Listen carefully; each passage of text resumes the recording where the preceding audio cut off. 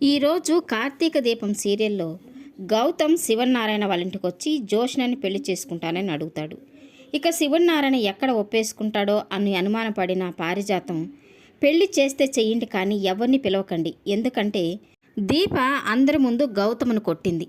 అలాంటప్పుడు ఎంత కాదనుకున్నా గౌతమ్ చెడ్డవాడేమో అన్న అనుమానం అందరికీ వస్తుంది కదా.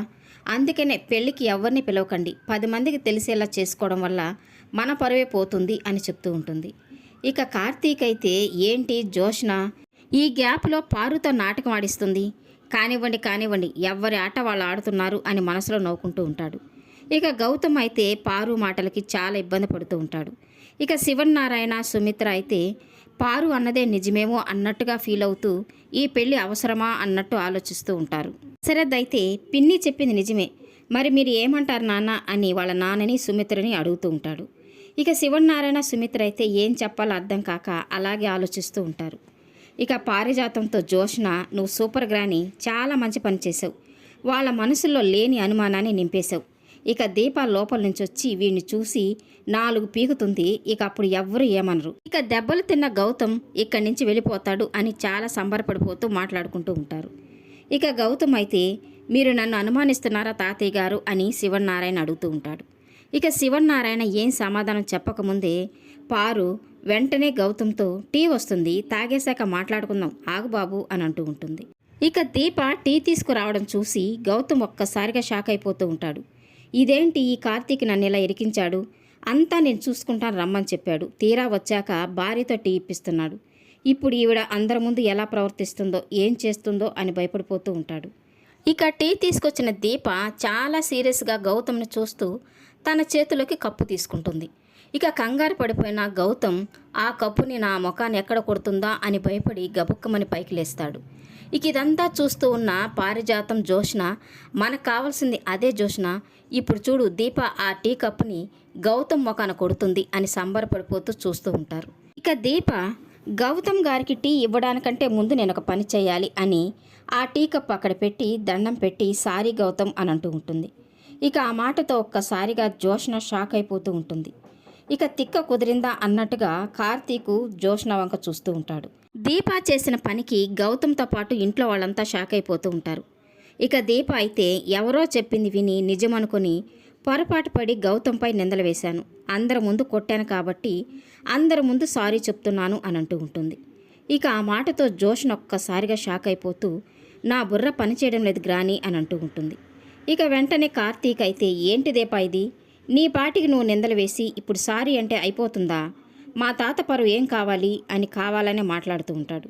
దీప సరే కార్తీక్ బాబు, నేను అందరి ముందు గౌతమ్ని అవమానించాను కాబట్టి అందరి ముందే సారీ చెప్తాను, మళ్ళీ నిశ్చితార్థం పెట్టించండి అని అంటూ ఉంటుంది.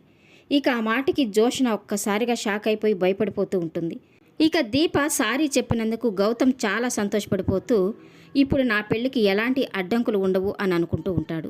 ఇక కార్తీక్ అయితే ఓవర్ యాక్షన్ చేస్తూ కావాలనే అలా ఎలా కుదురుతుంది దీప, అందుకు తాత ఒప్పుకోడు కదా అని కావాలని శివనారాయణ రెచ్చగొడుతూ మాట్లాడుతూ ఉంటాడు.